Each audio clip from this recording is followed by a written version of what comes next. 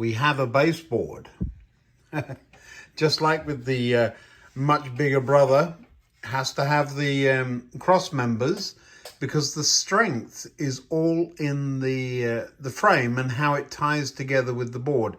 If you were to leave that one out, they're not glued in yet, I haven't been fitting them, but if you leave them out, then the strength is in this way, yes, but then the flex is still that way, so you're relying on the board itself for the strength. The reason I haven't glued them, I've got to drill holes or cut notches in these just to get the cables from one side to the other. So today, other than being covered in sawdust, I intend to get the road surface laid, and because most of the layout is road, we're going to cover it completely with cobblestones, and then we can lay pavement on top of that should we need to.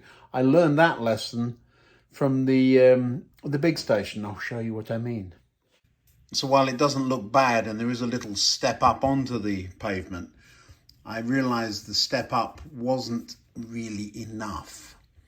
I don't know what it should be, but a couple of inches anyway, and that's nothing like that. It's just a little lip.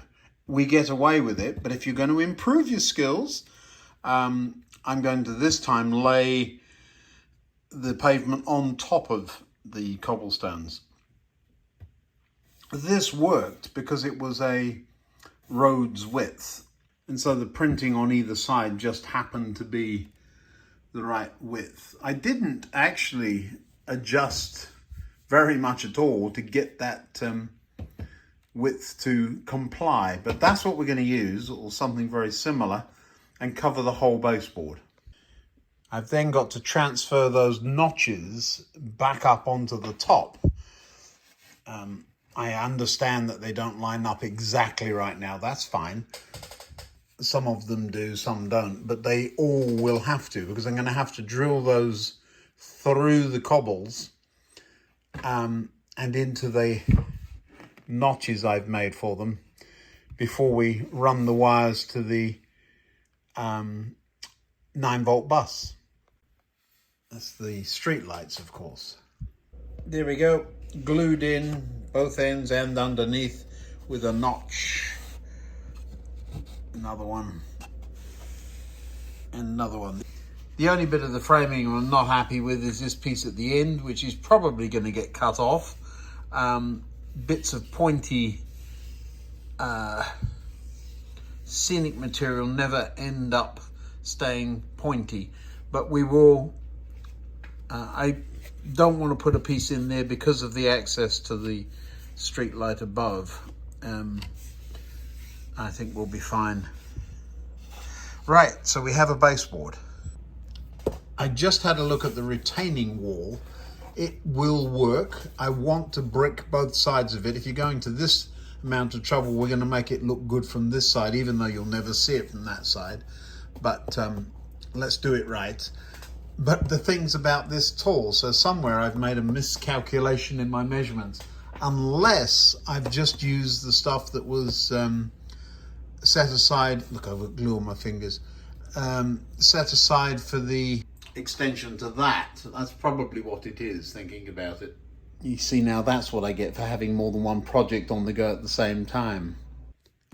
I absolutely do have enough of this, but I'm going to be a little short of it once this project is finished, and so I will have to order more. I kind of like the village streets being made of this stuff. You could tarmac it, of course, but I do like this.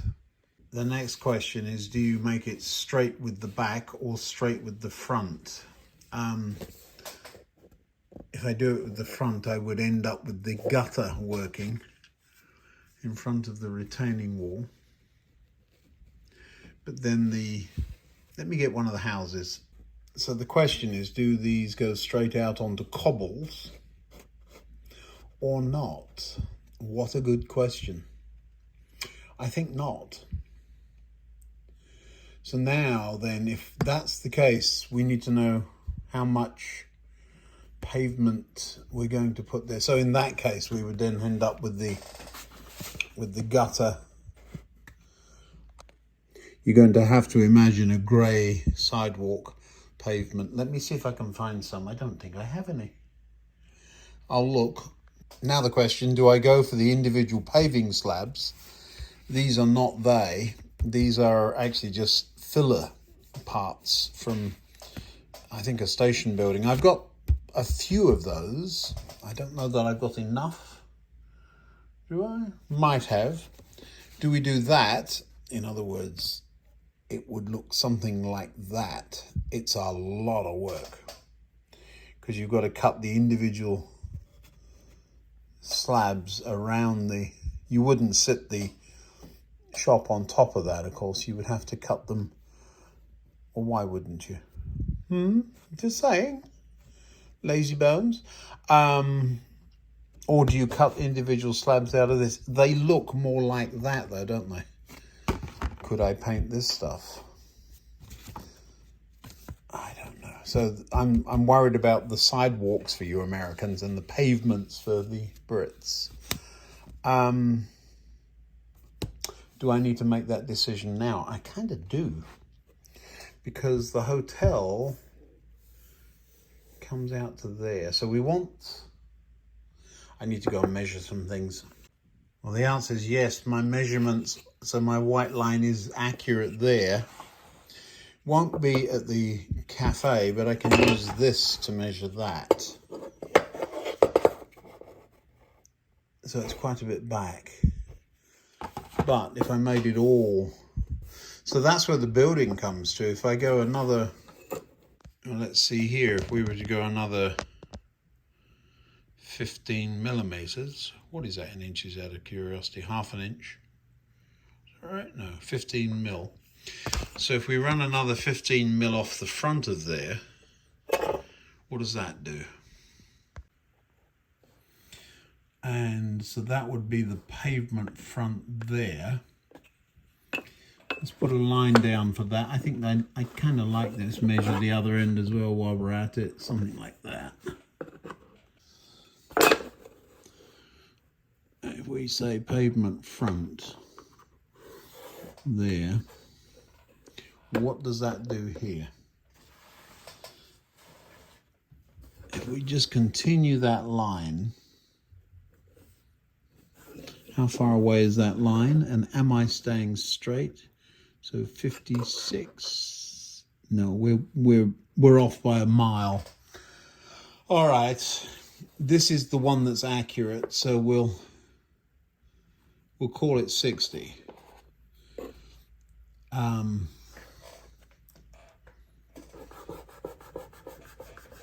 Whoopsie. Yes, well,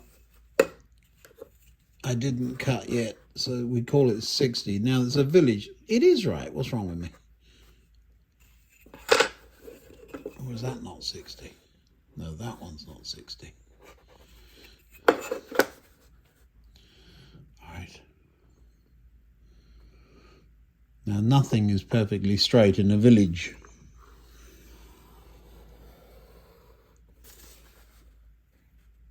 I was going to make a smart mouth comment, but I'm biting my tongue. Now I need to sharpen my pencil. I will say I have started something of a family feud. My sister wants this to be Dad's Army and Warmington-on-Sea, and I'm leaning in that direction, where my wife would like it to be Miss Marple, which I'm quite fond of too, but that would make this St. Mary Mead. Now, why does it make a difference? Well, St. Mary Mead was a little bit before 1960 is what I'm claiming.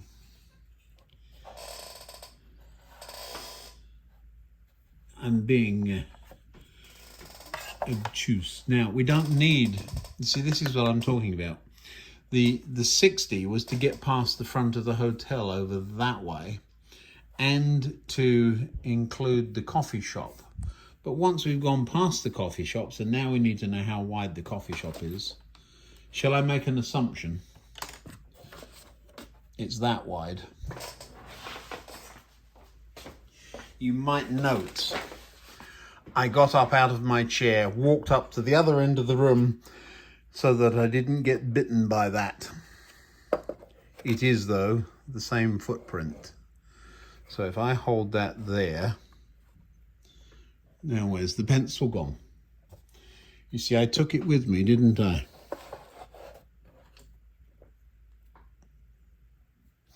I'm back. I had taken it with me. And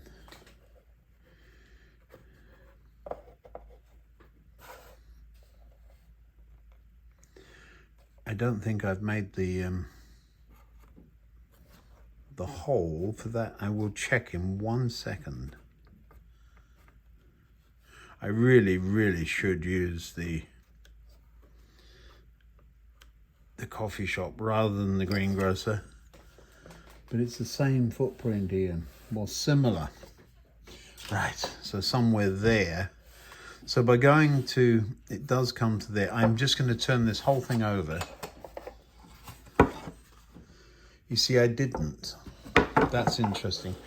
I did not make the hole underneath for that. So that will be, I will have to drill that. It's probably as well I didn't, because it gives me a little bit of wiggle room. So what this is all about, the pavement around the hotel will come to an end there, like that. And then the coffee shop will have a slither of pavement going down the road. This is a very narrow road, but just to show you can get one vehicle to, it's too tight for two vehicles. But so were most village roads. That's going to work. But I still want the pavement to come up all the way out to that bollard in the middle. Can we actually get a, ooh, that's going to be tight, isn't it? May do away with it, but or put it out here. It's just saying we want you to go either side to give a little bit of a crossing. Don't need it. It just helps the illusion from that side. The reason I want the wide pavement here isn't just to define the road. It would come in here otherwise, and then you'd have a catawampus road. It's so that there's somewhere to put the tables and chairs outside the coffee shop, if you see what I mean. And then we'll go past the alleyway before we cut in, something like, well, now you see what I'm doing. I'm ruling out any possibility of squaring. The squaring is so that I can make use of things I already have. Gutters. See, this works across the front of there quite nicely. And it will go to there. But then what do? Do you go diagonally, or do you put the sweeping curve that would actually be there in a village? Good question. And as we go this way, we do want to have the pavement narrow or disappear, because I'm thinking out loud, you know what I'm doing. I think the pavement then, this is one paving slab wide over here, or thereabouts. I could use this for the curb, couldn't I? So paving slab and that works, you know. And I've got enough to do that. You can change the paving. Yes, I'm saying you, we. Now I'm bashing the camera. Oopsie.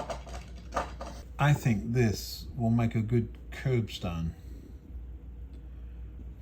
In all this faffing around, I have just realized that what I have just done is define the size again. Look at this. Why don't I just listen to Metcalf? In all of this messing about, the line I've chalked on here on this piece of wood, cut to the curb, puts the gutter right on the edge of the board again. So this is it's going to be the same width road as there. Outside of the hotel, which is fine because we're going to have to wrap it up at the end with something there. But as we go this way, it's going to get narrower and narrower. So that's I'm actually encouraged by that. It means I'm not completely off my head. I don't remember who sent me the link, but there was a couple of people that showed me a video of a 1960s street being made, and whoever did it did a fantastic job. I rather liked it, but there's no reason why you can't use existing materials. They do look a bit samey, and I can put a pothole or something in there, but nevertheless, this will be a quaint town. I'm using pre-bought houses, pre-bought road. Can I make it look half decent using off-the-shelf bits and bobs? We'll see. I think one of the things I am fearing is making the road up to the line and then finding that this and that don't fill in the gap, because then you've got a problem. The hotel has to reach far better that the curb is too close this way and I have to cut every single one of those paving stones down to make them fit. Far better that, and that they fit, than that there's a gap that I've then got to fill in.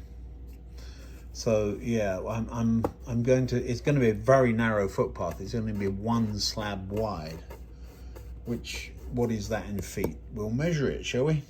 Well, it's a scale 4 feet, and since you can walk down that quite comfortably, I'm going to stay with that. It's a narrow footpath because the hotel's wide, but over here, the dining area, what is that? I need one of those scale.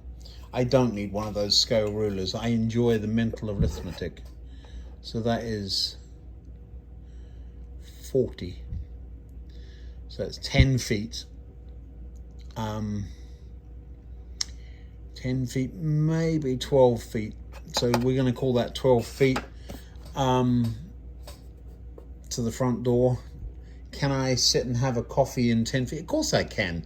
The way I look at it is an 8x4. I could put 2 little coffee tables on that, couldn't I, and enjoy my breakfast. So then, for the next few minutes, my scissors and this card are going to get acquainted. I'll be back in a few minutes. Unless you've been screaming at the screen, the question nobody is actually asking is, why is he doing the road and the surfacing before the buildings are in? Well, there is a good reason. Usually we lay the roads and so on once the buildings are in. But with these buildings, they're so delicate that you're likely to break something off with all the clunkiness of doing this. And I need to turn the board on its side to put the buildings on. Somebody said, why don't I use some double-sided tape or something? They're going to get glued, but whether they get glued to this or to that is another whole thing.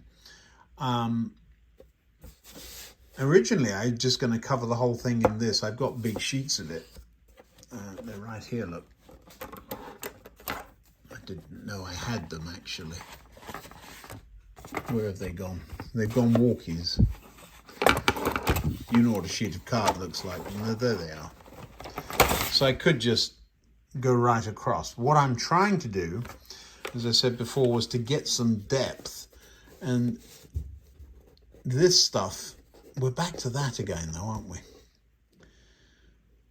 I think what I will do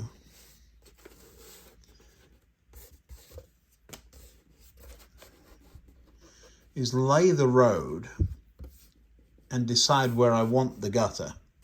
So it's going to be there. Then put another piece of card on this side that matches that. So you could say a piece up the other way. Then fit the buildings, then fit the pavement, and make the gutter fit up against the road. I think that's the way to do it because it's going to look better. It's a lot more work. I mean, really a lot more work. But do it right, do it once. Or you're going to be back in another year or two saying, I wasn't really satisfied with that, let's tear it all up. Now, the other side, there's no real reason for having a footpath over there. Where I grew up, there were trees and they put bricks around them. Do you remember that? And then the bricks would get pushed out by the roots as they grew. So I think this is going to be a tree-lined boulevard with the lights. And so one of the reasons for the extra lights would be that.